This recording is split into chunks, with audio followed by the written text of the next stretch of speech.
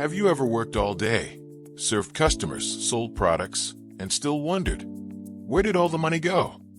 If money comes in but nothing stays in your pocket, then you're not really building wealth. You're just staying busy. And that's where profit comes in. Profit is one of the most important concepts in business and finance because it answers a simple question. After all your hard work, how much money do you actually get to keep? Think about it this way. Imagine carrying buckets of water from a river to your home. The water you bring in is your sales or income. But if the bucket has holes in it, water leaks out along the way. Those leaks are your expenses.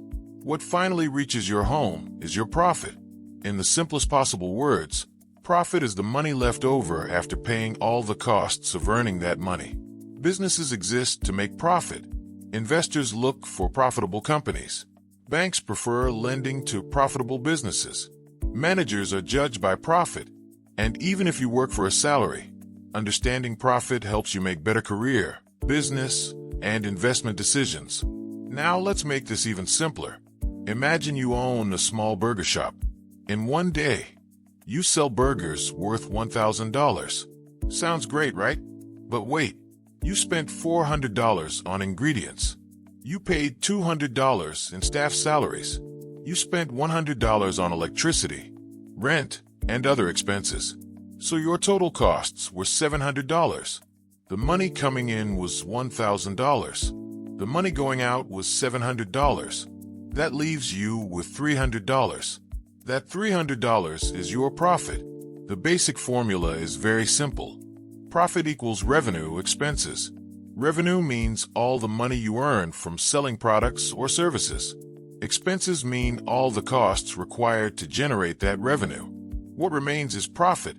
This formula looks simple, but it contains one of the most powerful lessons in business. Many people focus only on increasing sales, but smart business owners focus on increasing profit. Why?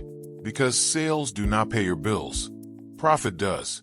Imagine one business sells $1 million worth of products, but makes only $10,000 in profit. Another business sells only $200,000, but earns $50,000 in profit. Which business is healthier? The second one. It earns less revenue, but keeps more money. That's why profit is often called the scorecard of a business.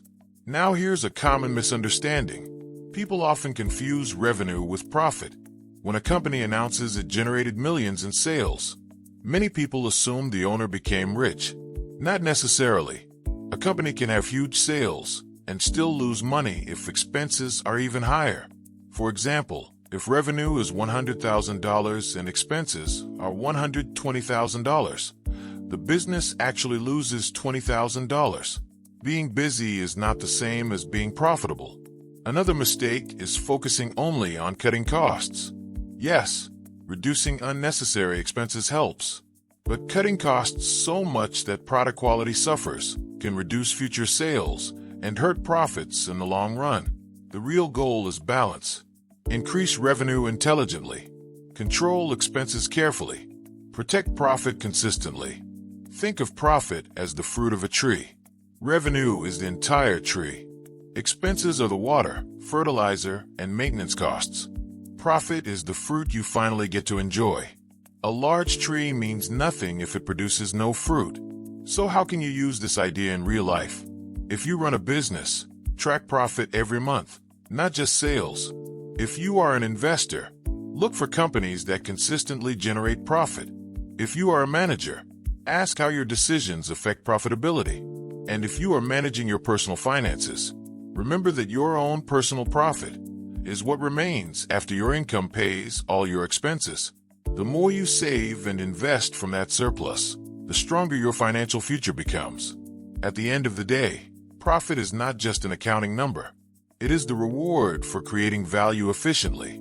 It is the proof that your effort, resources, and decisions are working together successfully. So remember this simple lesson. Revenue shows how much money comes in, but profit shows how much money stays with you. And in business, investing, and personal finance, what stays matters far more than what arrives. If you enjoyed this video and want to understand finance, business, investing, and economics in the simplest possible way, make sure to like this video, subscribe to the channel, and hit the notification bell. And don't forget to watch our next explainer, where we turn another complex financial concept into something anyone can understand.